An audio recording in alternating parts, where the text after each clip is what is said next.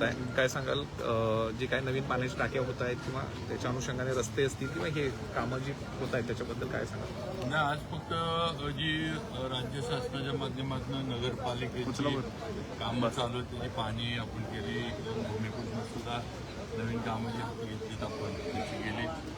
प्रामुख्याने शाहूपुरीमध्ये जो स्विमिंग पूल आपण मानतो त्या कामाची सद्यस्थिती काय ती थोडी बघितली. काही वाढीव प्रस्ताव त्या ठिकाणी आपण करतोय त्याच्याबद्दलचं पण पुढचं नियोजन केलं. या भागात सुद्धा शाहूनगर, विलासपूर आणि मंगळाई कॉलनी भागात टाक्या ज्या प्राधिकरणाकडनं पूर्ण झाल्या त्या टाक्या आता त्याच्यातलं पाणी पुरवठा सुरू केला आहे आणि त्याचं पण काही अजून नियोजन पुढचं करायचं आहे. कारण आता त्या टाक्या जरी झाल्या असल्या तरी कनेक्शन जे आहे ते जुन्या लाईनवरच आहे. मग जुन्या लाईनवरनं आता हे नवीन लाईनला कनेक्शन ट्रान्सफर करणं वगैरे हे थोडं आत्ताच्या याच्यामध्ये सध्या जी पावसाची जरा दुष्काळाची परिस्थिती बघतोय अशा याच्यामध्ये विस्कळीत होणं शक्यता आहे पाण्याची. त्यामुळे आता न करता आता मी त्यांना सूचना दिल्या की ज्या ज्या टाक्या पूर्ण झाल्यात त्या सगळ्या भरून सुरू करा.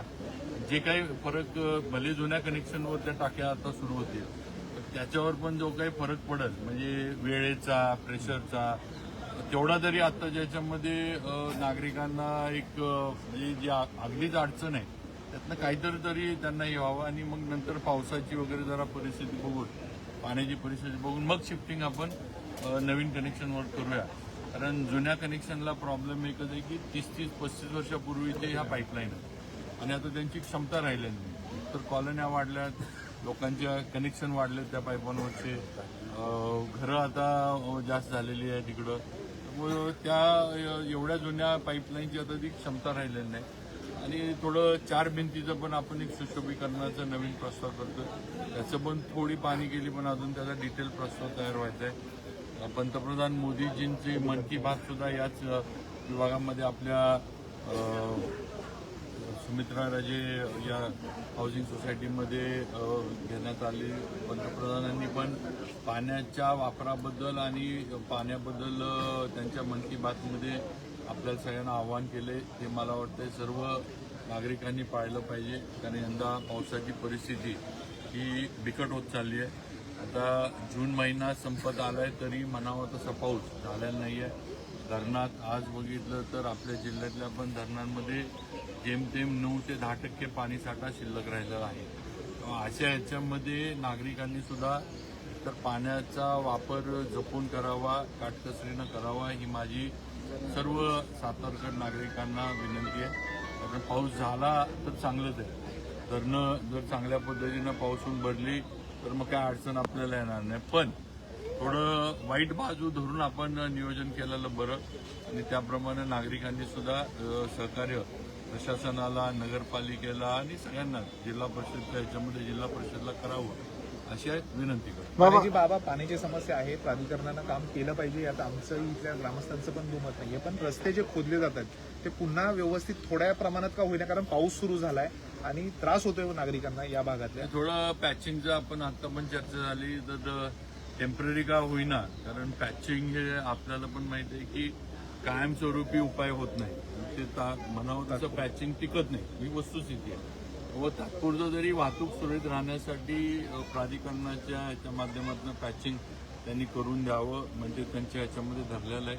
आणि नंतर मग नवीन शक्यतो कॉन्क्रीटचेच रस्ते कारण हा सगळा डोंगराचा उतार भाग आहे. पाऊस झाला की उतारानं पाणी फार मोठ्या प्रमाणावर सगळीकडे डोंगरातलं येतं. ओढे, नाले वगैरे जे काही झरे आहेत हे सगळे व्हायला लागतात. त्यामुळं पुढं या परिसरामध्ये रस्ते जर टिकाऊ करायचे असले तर कॉन्क्रीटच्याच रस्त्यांना आपल्याला जायला लागणार आहे. त्याशिवाय रस्ते या डोंगराच्या उतार भागामध्ये टिकू शकत नाहीत ही वस्तुस्थिती आहे. त्याप्रमाणे आपलं नियोजन करून थोडं राज्य सरकारची मदत त्यात लागणार कारण नगरपालिकेची एवढी ताकद नाही ही वस्तुस्थिती आहे. पण राज्य सरकार मदत नक्की करतं. बाबा काल खासदार उदयनराजेंनी कासच्या पाणीपुरवठा योजनेचा पाहणी दौरा केला.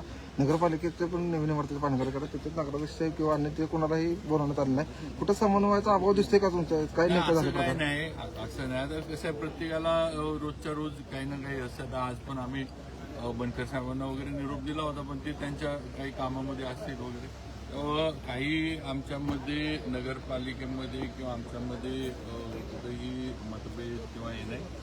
आता कामं प्रत्येकानं म्हणजे होण्यासाठीच प्रत्येकजण प्रयत्न करतोय. मी असेल, उदयनराजे असतील, आमचा हाच प्रयत्न आहे की जी कामं चालू आहेत ती लवकर संपवावीत आणि त्याचा फायदा शहराला आणि नागरिकांना झाला. हा एक पॉलिटिकल प्रश्न आहे. खासदार होण्यानंतर जे काही राज ठाकरे असतात त्यांनी काही ठिकाणचा दौरा सुरू केलेला आहे. खासदार ज्या ज्या ठिकाणी झालेला आहे त्या विभागात झालेला आहे. ईशान्य मुंबईमध्ये दौरा केलेला आहे. महायुतीवर काय परिणाम? महायुतीच्यावर परिणाम व्हायचा काही विषय नाही. महायुती पूर्ण सक्षम आहे. महायुतीचं तिन्ही पक्ष एकत्र एकसंघपणे आहेत आणि देवेंद्रजी फडणवीस साहेबांच्या नेतृत्वाखाली सगळेजण काम करतात. कुणी किती प्रयत्न केला तरी महायुतीच्या या अभेद किल्ल्याला काहीही करू शकणार नाही. लोकांना शेवटी राज्यामध्ये काम कोण करतंय हे खासदार सुट्टीनंतर दौरे करणं वगैरे तात्पुरतं आहे. पण शेवटी आज राज्यात कामं देवेंद्रजींच्या माध्यमातून एकनाथ शिंदे साहेब असतील, सुनेत्रा वहिनी असतील यांच्या माध्यमातून चाललीत, लोकांना दिसतात.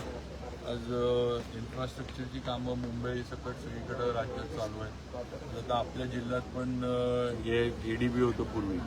आज सातारा जिल्ह्याला मला वाटतं कमीत कमी 1000 कोटीची कामं सगळ्या जिल्ह्याला मी म्हणतो, नुसतं सातारा नाही पण पूर्ण जिल्ह्याला ADB मधनं आपल्याला रस्ते साधारण 1000 कोटीचे रस्ते सातारा जिल्ह्याला नवीन मिळाले. ही कामं झाली. आता पुढचे ग्रामविकासची पण मोठ्या ग्रामपंचायती जोडायची योजना ती पण मुख्यमंत्र्यांनी आता येते, त्याची पण कामं आता सुरू होतील कुमार गोरेंच्या विभागाची. कामं सगळीकडे चालू आहेत, निधी मिळतोय, पुढं कामामध्ये पुढं मागं होऊ शकतं. पण शेवटी लोकांना कामं पाहिजे. आता एक खासदार फुटल्यानंतर फिरणं हे नाही. ज्या त्या वेळेला जर थोडं लक्ष दिलं असतं तर ज्या त्या वेळेला पार्टी म्हणून तर हे झालं पण नसतं ना.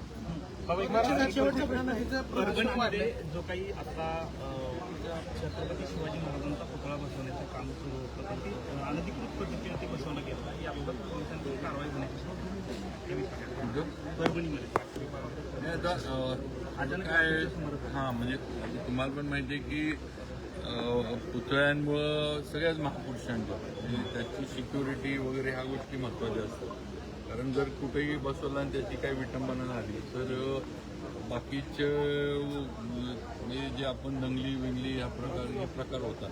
तो थोडं सरकारचे काही गृह विभागाच्या अटी शर्ती नॉर्म्स आहेत, काही हे आहेत की बाबा ते पाळूनही बसवावे आणि त्याप्रमाणे परभणीतल्या ह्याच्यावर पण त्यांनी परवानगी घ्यावी. प्रशासन त्यांना नक्की परवानगी